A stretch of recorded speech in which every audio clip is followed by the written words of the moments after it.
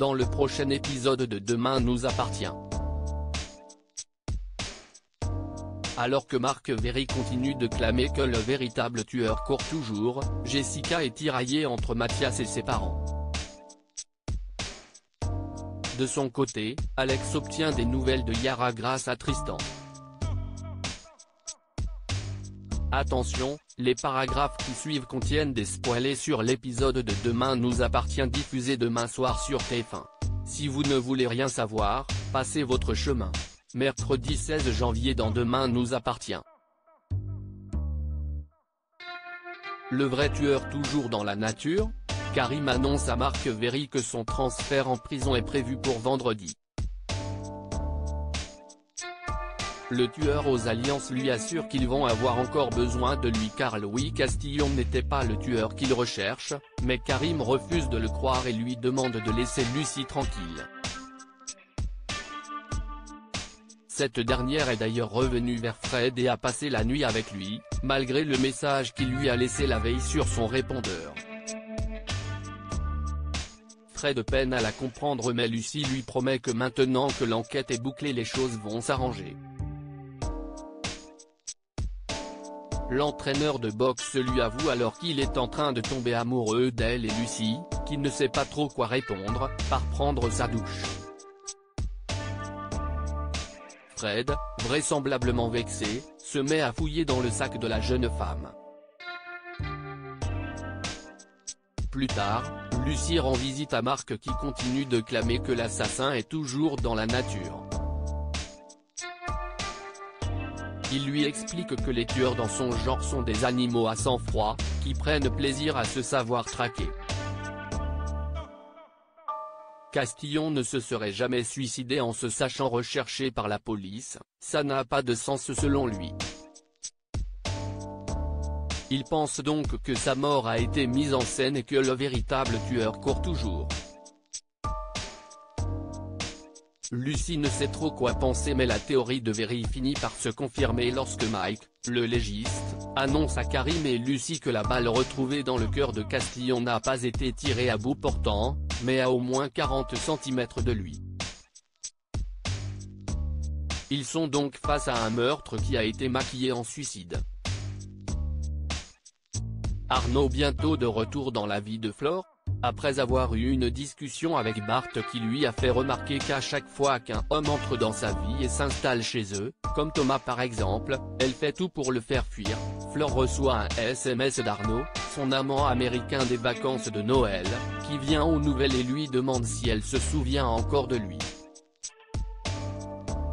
Elle ne sait pas trop quoi répondre, essaye de faire de l'humour, et Anna, qui est présente à ce moment-là, s'amuse de la situation en lui faisant remarquer qu'Arnaud a probablement dû voir qu'elle vient de lui écrire 3 messages avant de les effacer. S'il cherchait à savoir s'il lui fait encore de l'effet, il est désormais fixé. Mais plus tard, les deux associés d'Info7 se retrouvent en plein désaccord lorsque Flore se permet de dire à Anna qu'elle trouve son article sur l'arrivée à 7 d'une ferme industrielle très à charge.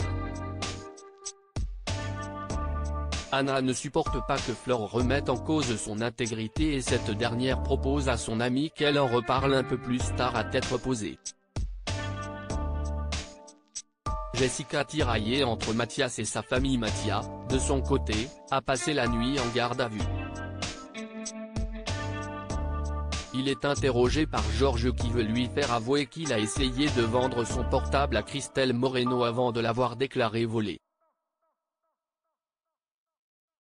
Mathias essaye de faire passer Christelle pour une menteuse, qui ne supporte pas sa relation avec Jessica, mais Georges n'est pas dupe. L'adolescent passe donc en comparution immédiate et écope d'une peine de 20 heures de travaux d'intérêt général. Bien que Mathias ait fait ça pour Jessica, afin de lui offrir un week-end en amoureux, la jeune fille, à qui les parents ont interdit d'inviter Mathias chez eux, finit par s'énerver contre lui, lui reprochant de faire passer l'argent avant elle.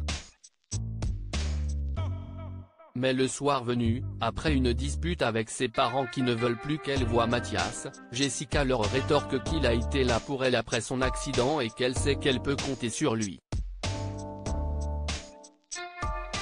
Elle part donc le rejoindre, s'excuse, et lui assure qu'elle se fiche de la vie de ses parents, avant de lui dire qu'elle l'aimait et qu'elle ne laissera personne l'empêcher de le voir. Yara et Rami refont surface en pleine rue. Tristan est accosté par Yara qui lui demande s'il peut lui expliquer comment se rendre au Mont-Saint-Clair. Alors que le patron du Spoon lui indique le chemin, Rami, le petit frère de Yara, en profite pour faire les poches de Tristan et lui voler son portefeuille.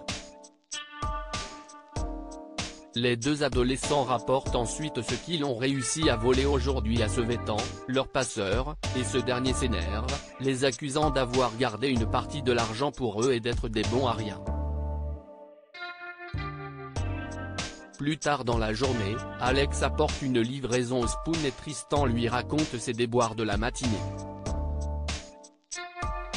En écoutant la description de la jeune fille qui lui a volé son portefeuille, Alex comprend qu'il s'agit de Yara et demande à Tristan où est-ce que le vol s'est produit, assurant à son ami qu'il lui expliquera tout plus tard.